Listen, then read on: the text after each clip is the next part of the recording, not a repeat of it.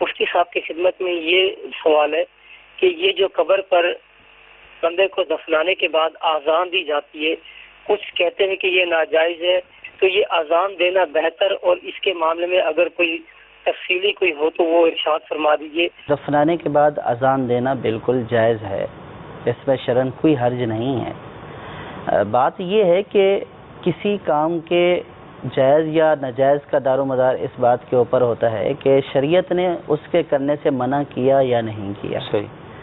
تو قبر پر اذان دینے کو شریعت نے منع نہیں کیا ہے، بلکہ فقہا نے اس کو مستحب قرار دیا ہے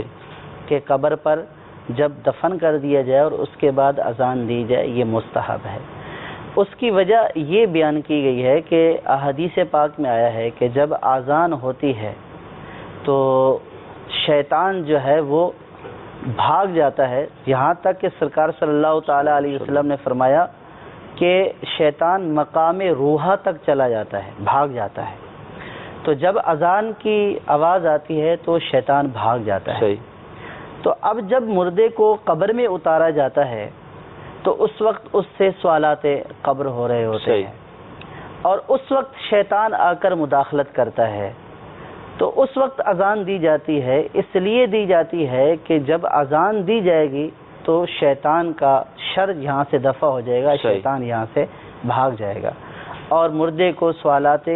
قبر کے جوابات دینے میں آسانی رہے گی۔ تو اس اعتبار سے جو ہے وہ اذان دی جائے تاکہ شیطان کا شر دفع ہو، اور شیطان جو ہے جو مردے کو ورغلاتا ہے، بہکاتا ہے، مردہ سوالات قبر کے جوابات دینے میں اس کے شر سے محفوظ رہے۔ اور آپ نے یہ بات تو سنی ہوگی، مشہور ہے، آپ نے دیکھا ہوگا کہ جب بھی کوئی مصیبت آتی ہے، پریشانی آتی ہے، بارش ہو گئی، آندھی ہو گئی، طوفان آ گیا، تو پھر یہ عموماً عوام میں یہ کنسیپٹ ہے، ہر عوام میں، کہ بھی اذان دینا شروع کر دیتے ہیں لوگ، تاکہ اذان کی وجہ سے وہ جو مصیبت اور بلا آئی ہے وہ مصیبت اور بلا دور ہو جائے۔ اسی طرح فقہاء نے فرمایا کہ جو مرغی والا ہے جب اس کو دوڑو تو اس کے کان میں اذان دی جائے۔ تو یہ ساری باتیں یہ جو ہیں کہ مصیبت اور آفت کے وقت جو ہے وہ اذان دی جائے، تو اذان دینے سے وہ مصیبت اور آفت دور ہو جاتی ہے۔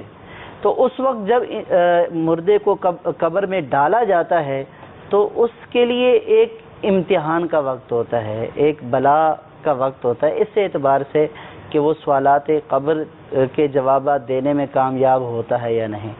اور پھر شیطان بھی وہاں پہ پیچھا نہیں چھوڑتا، تو وہ اس مصیبت میں گرفتار ہوتا ہے۔ تو اس لیے اذان دی جاتی ہے تاکہ اس کے اوپر آسانی ہو جائے اور اس کا جو ہے وہ چھٹکارا ہو جائے، اور سوالات قبر کے جوابات شیطان کی مداخلت کے بغیر، شیطان کے ورغلائے بغیر دے دے